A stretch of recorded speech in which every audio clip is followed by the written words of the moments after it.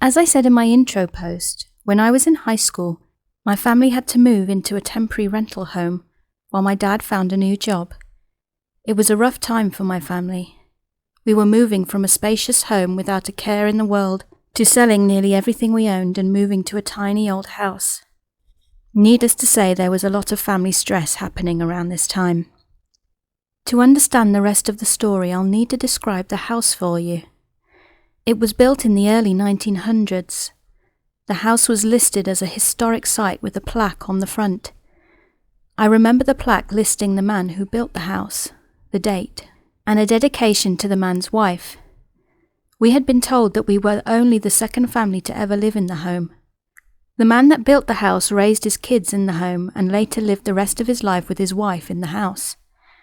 Only a couple months before we moved in, the man and his wife had passed away. This left one of his sons to own the home and they chose to rent it out to us.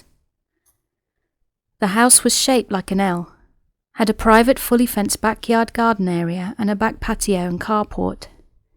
My parents' room was in the short end of the L shape, while the room my sister and I shared was on the other end of the house. In the centre of the house was the kitchen, living room and my brother's room. I promise this is all important to the story. Bear with me. Lastly, across the street from my house was an assisted living home, and not even a block away was the town centre, which included an abandoned old school and cemetery. I know this sounds so cliché, but it really is true. It was a small town. Now on to the actual story. It happened in the very first week that we lived in the house. My mum and I were in the kitchen unboxing things, organising, etc. Meanwhile, my sister is playing in the backyard. As we are putting things away and moving boxes around, we can hear my sister talking to someone through the window in the kitchen. For a moment, my mum and I stopped to listen what she was saying. We couldn't make out who she was talking to, and it sounded like she was talking to herself. We figured she was just playing and continued on cleaning and unpacking. Suddenly, my sister comes in from the back patio. She seemed relatively calm, but was in a state of concern. She was out of breath, as if she'd come running into the house. She proceeds to tell us that there is an elderly man in our backyard, and that she thinks he may be confused and lost. Of course, we were alarmed by this, and ran out to the backyard to check things out, only to find there is no one there. My sister was very confused at this point, and concerned about where the old man had wandered off to. She told us that while she was playing in the backyard, the old man had turned her around by her shoulder and called her Rebecca.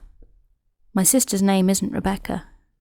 She said he looked very confused and she got the impression that he thought she was his grandchild or something like that.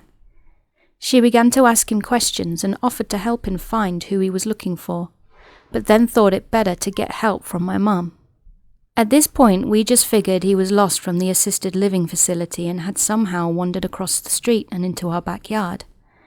However, we were very curious as to how he got into our yard in the first place, since it was completely fenced off. A few days later, we were still unpacking. My mum and I were busy cleaning the house and needed to take some things to the garbage bins. As we were walking around the back of the carport towards the garbage bins, we noticed some handprints, names and dates left in the pavement. We paused a moment to look over them, seeing that some dated back nearly 40 years, but we stopped when we saw 2 handprints next to the name, Rebecca.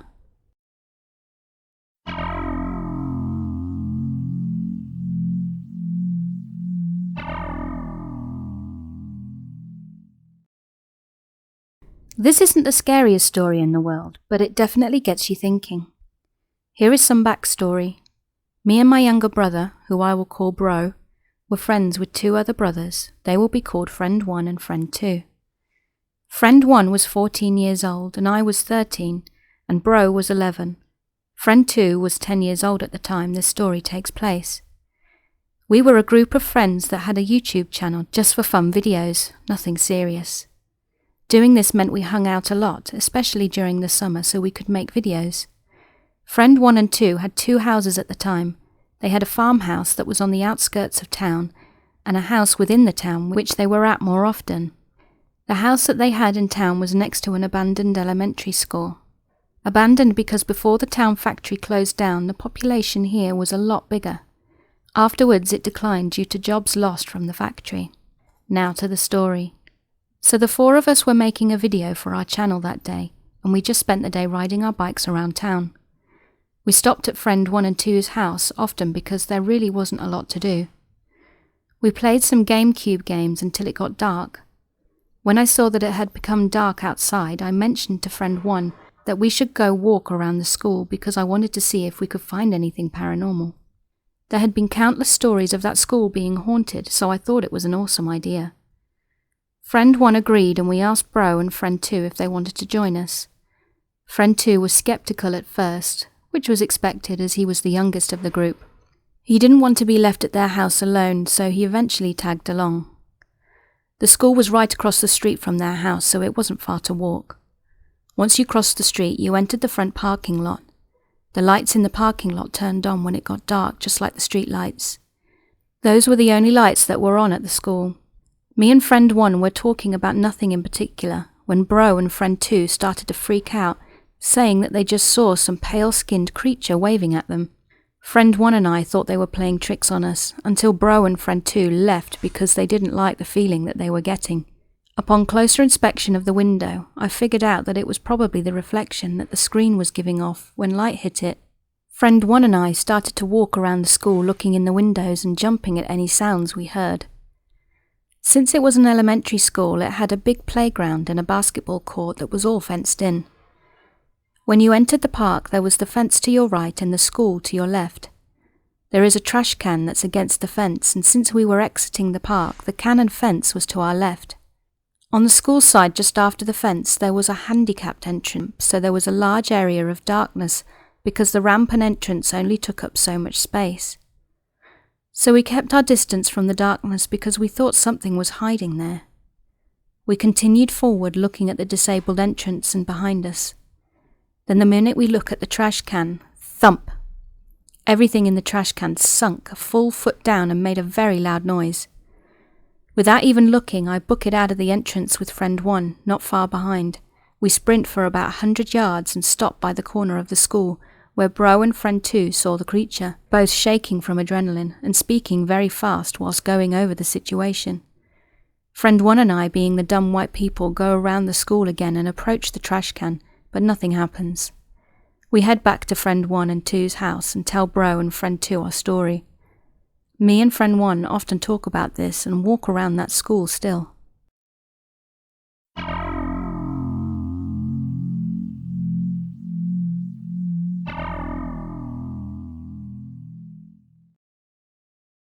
So I've been living in the same house since September 2016, and ever since then I've been suspicious about the house. I think it's haunted. We don't know much about the house. I think it's been here since the 40s. I remember once in my history class, my teacher said that some houses around my area have been there since World War II. I looked it up and I know the home was built in 1947. There isn't a lot of evidence that I can give you guys, mostly because I can explain certain things away, like sometimes I'll hear footsteps coming from outside, but it would stop as soon as it got to my front door. I just assumed it was my neighbours. However, there's certain things that have happened to me that I cannot explain. For example, I used to go to work with my dad twice a week. I was going to a charter school and my appointment times were the same days that my dad worked with this lady, and her house was not far from my school.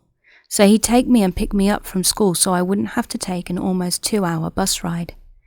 We used to wake up at 5 a.m. to get ready so we could be at the lady's house by 7 and have time to get breakfast on the way. I was in the bathroom, and our bathroom is almost soundproof. It has one of those loud fans that turns on when you turn the light on, and the door makes the bathroom almost soundproof too.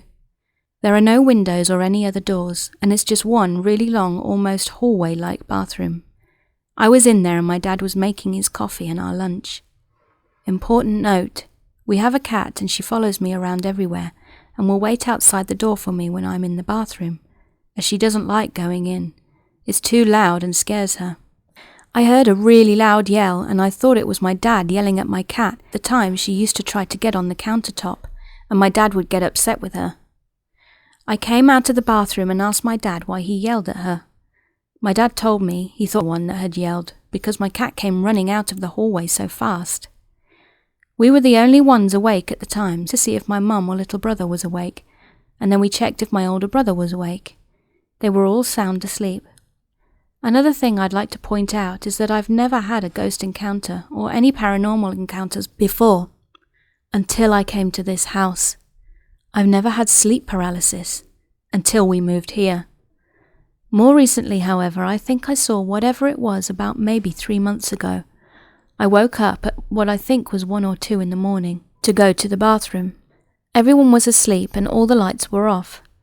However, we have a microwave that emits a blue light 24/7, and we have a window in the kitchen that brings in light from our neighbour's house, and you can see the kitchen from the hallway, and my room is the first room in the hallway. Anyway, I was coming back into my room, and I remember looking over my shoulder before going into my room, and I saw a solid black figure standing behind me. It was blacker than black, and it was towering over me. I rushed into my room and called my boyfriend and told him what had just happened to me, and that shit traumatized me for a while. I had to have the hallway door closed, the hallway light on, and my bedroom light on for me to be able to walk to the bathroom at night. It seems like it's happening to only me as well. I don't think I've heard my parents or my siblings tell me about anything weird that's happened to them, other than the time me and my dad heard that yell. Am I going crazy?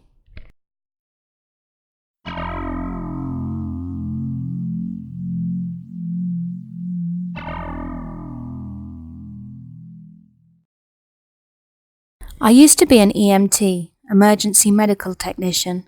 I responded to a 911 call for an elderly woman not feeling well. Her husband, who was in a wheelchair, answered the door. He led us in the house and was leading us to the bedroom while explaining what was going on. He seemed calm and we didn't notice anything strange. Halfway across the kitchen, he stops talking and his head slumps forward. My co-worker and I took a look at each other and then immediately start trying to wake him up. He was dead. His heart had just stopped. We did CPR for over an hour and defibrillated him twice while on the way to the hospital, but he didn't make it. While we were on the way to the hospital, we requested a second ambulance from our building to go to the house to transport the wife who was sick. I don't recall what she was sick from. All I remember is that she had dementia really badly. On our way back to the station, the police call us on the radio and ask us to go back to the house where we were at. We get there.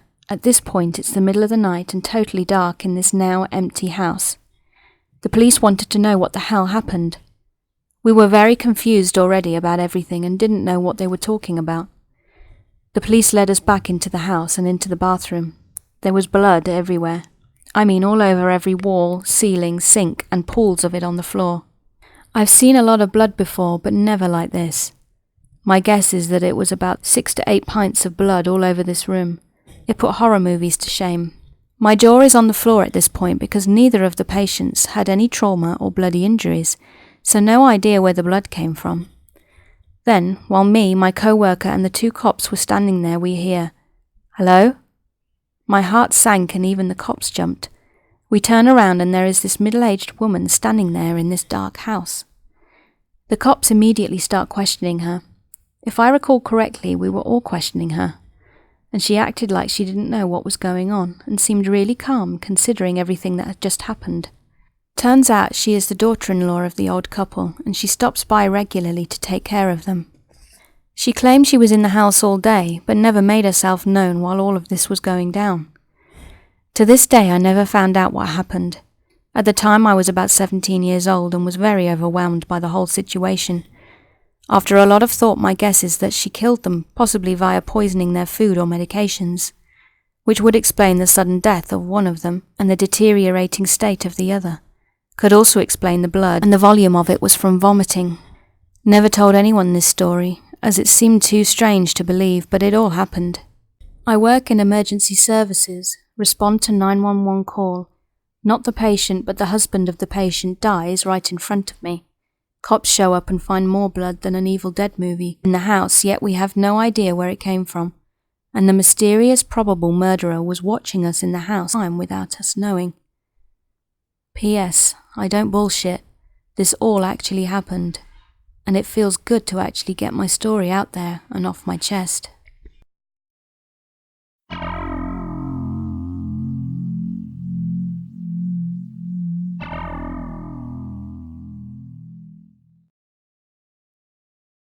Some backstory. I'm 17 years old and about to be senior in high school. I worked at a vet clinic as a kennel worker for 2 years. My mum worked, that's how I was able to start working there before I was 16. So it's common for people to ask me to watch their pets or help them with things that are pet related. That's how I ended up staying at one of my teachers' houses these past few days. On Monday morning I went over to their house and started settling in. I should mention that they just moved in a week ago, so the house is still fairly empty-ish, and there are quite a few boxes. I spent the day hanging out with the dogs, a younger dog named Milo and an older dog named Chili, until my mum had me go home for dinner. I was gone for a couple of hours and went back when the sun was just setting. When I had left the house, I had turned off all the lights. However, when I got back to the house, the downstairs bathroom light and front hall light were on, which unsettled me a little, but I just assumed one of their neighbour friends had stopped by and come in. The key to the house is left under a doormat to the back door, which is something only me and a few of their family friends were told. I ignored it and just started getting ready for bed. I decided to sleep in the living room because it's the coldest room in the house, so I closed the doors which connect the living room to the dining room and the sunroom. The doors to these are all glass, which is going to be important later on. The dogs settled down and I started to as well. Eventually I fell asleep and was woken up a few hours later to the dogs both up and growling at the doors, which scared me because in the years I've known these dogs, I've never heard them growl. But I figured it was just them being anxious, being in a new house with new smells and new sounds, so I brushed it off and eventually fell asleep. Tuesday night was uneventful. The dogs slept straight through the night, and so did I. Wednesday night was when things went wrong though.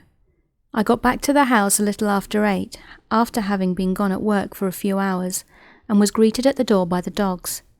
This was odd to me as I had put them in the sunroom before I left, so they should have still been in there. The door leading into the sunroom from the living room had been opened, and the ceiling fans which were previously on had been turned off. I'm a pretty paranoid person when it comes to being home alone, so I immediately wanted to just leave. But I had promised my teacher I would sleep there with the dogs at night to watch the house. So I just closed the doors and locked down the house so I could start getting ready for bed.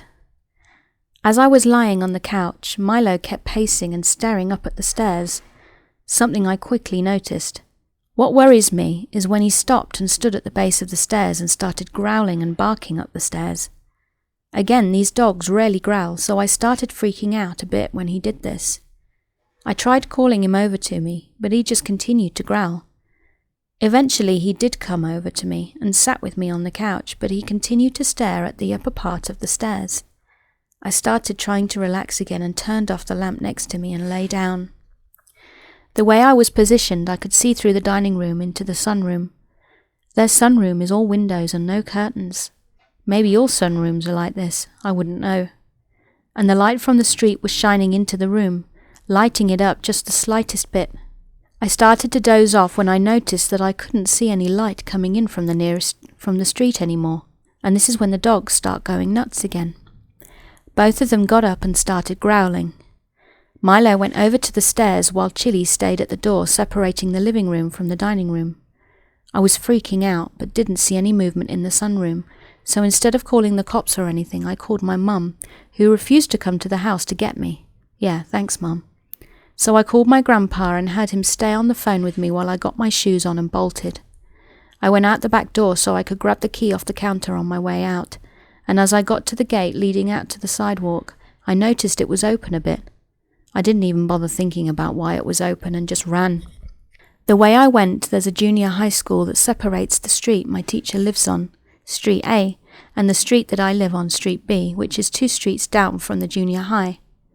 A lot of people cut through the parking lot as it leads right to Street A, so I decided to go that route. Here's where it gets creepier for me. As I was passing the actual school itself, I noticed that one of the side doors to the school was open, and the darkness from the hallway seemed like it was pouring out of the door. something straight out of a horror movie, which is why it scared me more than the incident in the house. I started running faster and eventually made it home. Now I'm in my room with my dog, typing this out, still freaking out a bit. Thanks for anyone that read this. I'm sorry it was so long, but I tend to ramble when I'm scared. I'm going to try to get some sleep.